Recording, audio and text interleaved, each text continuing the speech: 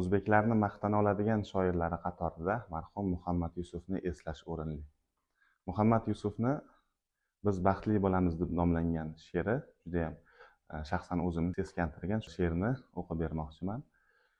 Maylida kimgadir yoqsa yoqmasa, ularga qo'shilib yig'lasharmidik. Biz baxtli bo'lamiz Xudo xohlasa, Xudo xohlamasa uchrasharmidik. Rayhon hidlaringni yo'llarimga sep, kut meni har oqshom ko'kka oy chiqqach. Faqat yig'lamagin, aybim nima deb, aybing onang seni chiroyli tuqqan. Menga bir tabassum hadya et ey yor, nur tomsin lablaring sohillaridan.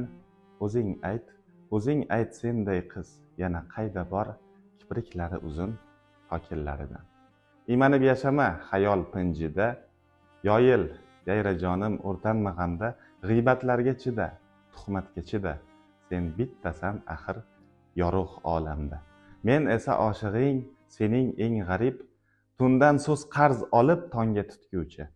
Sening yoningda ham seni axtarib, sening yoningda ham seni kutguvchi. Ista tiz cho'kaman hozir oldingda. Sevdim, sevganimdan uyalmoq nechun? Barcha farishtalar sening qalbingda, ijarada turgan qizlar men uchun. Biz baxtli bo'lamiz Xudo xohlasa, Xudo xohlamasa uchrasharmidik.